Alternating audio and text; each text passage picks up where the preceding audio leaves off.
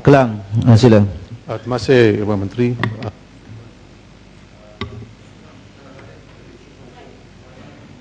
Saya nak balik kepada isu pokok, yang isu pertama yang telah dibangkit oleh Menteri mengatakan bahawa Perkhidmatan PAU telah menyokong Trans-Pacific Partnership. Sebenarnya saya pun telah membaca kenyataan itu, dan apa yang dikatakan oleh Perkhidmatan PAU ialah bahawa Pakatan Rakyat menyokong TPP, but it must be fair. It must be fair. Soalan di depan kita, adakah adil? Adakah TPP adil untuk rakyat Malaysia dan untuk negara Malaysia? Jawapan saya ialah tidak. Ia tidak adil untuk Malaysia. Isu kedua saya nak bangkit ialah isu kerahsiaan. Walaupun saya faham pandangan Menteri mengatakan bahawa kita mesti rahsia oleh kerana ada perundingan dan sebagainya, tetapi pihak Amerika Syarikat selepas setiap perundingan mengadakan mesyuarat dengan wakil-wakil perniagaan mereka untuk memberitahukan mereka apakah sebenarnya yang telah berlaku dalam setiap perundingan. So kalau kita dah takut kalau kita takut dengan Amerika dan kita tidak mahu memberitahu parlimen sendiri apa yang berlaku, maka this is not fair to parlimen. Walhal parlimen diwajibkan untuk membuat dasar, untuk membuat undang-undang, tetapi undang-undang itu boleh ditukar di negara oleh satu tribunal di antarabangsa seperti ISDS. Dan saudara, dan saya memang sokong pandangan yang telah dibuat oleh Gombak yang mengatakan bahawa kerajaan negeri mesti dilibatkan. Sebab kalau kerajaan negeri Selangor dan kerajaan Pulau Pinang membuat satu dasar dan katakan dasar itu dicabar dan dibawa ke negara lain untuk dihakimi di ISDS misalnya, maka this is not fair to kerajaan negeri Selangor dengan juga Pulau Pinang dan juga Kelantan. So oleh kerana itu, the states of Kelantan, Pulau Pinang dan juga Selangor mesti dilibatkan dalam perancangan ini. Dan juga saya nak bangkit. Ini yang Muhammad Kelang ni bukan ucapan ni, mohon penjelasan. Saya tidak mau ucapan ini. Ini panjang ni, saya tengok masa 2 minit ucapan. Last speaker, last. Isu yang akhir sekali itu ada 24 kementerian ni. Ialah berkait dengan cost medicine.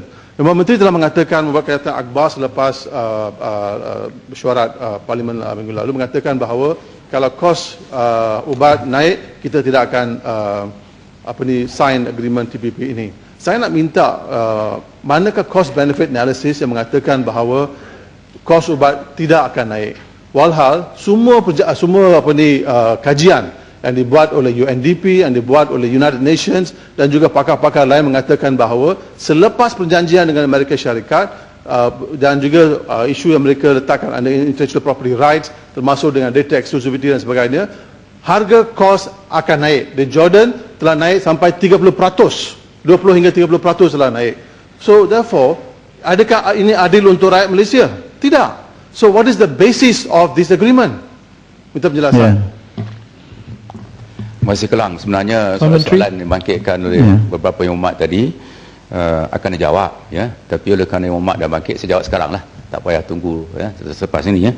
Yang pertama, Kelang tadi, saya nak sebutkan bahawa perundingan ini masih ongoing dengan izin, masih berjalan, belum muktamad. Dan input-input yang diberikan oleh yang berhormat pada hari ini dan sebelum ini dan juga NGO, kita ambil perhatian, ya.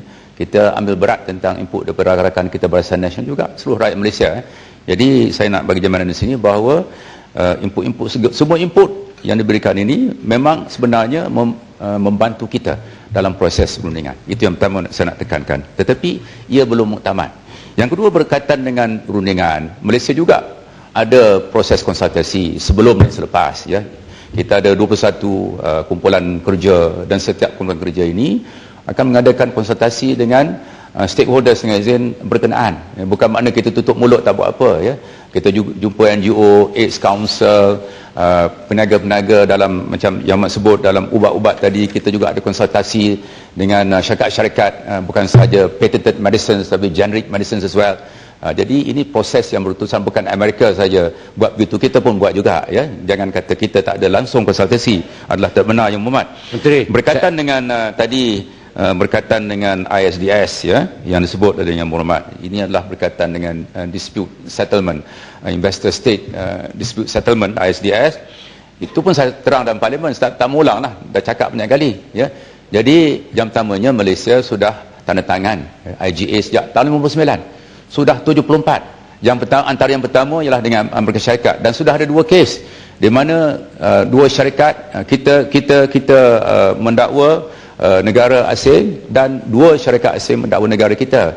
Jadi saya nak maklumkan TPP ini tidak jauh berbeza dengan amalan sekarang. Jadi kalau kita nak melabur, harus ada ketentuan certainty, harus ada security. Kita rasa selamat melabur. Itu sebab undang-undang yang Muhammad Peguam pasti tahu, ya, harus ada undang-undang. Kalau tak nak melabur, kalau Khazanah nak melabur, Battersea nak SPSTIA nak melabur di London, tidak ada undang-undang umpamanya, maka kalau ada dispute macam mana nak buat. Ni jadi saya saya sebut sini bahawa pada hari ini Malaysia sudah pun tanda tangan 74, ya, IJ dengan banyak negara, dan ini bukan saja untuk syarikat-syarikat asing, membolehkan mereka kalau ada yang tak puas hati pakai negara, tapi membolehkan syarikat-syarikat Malaysia juga.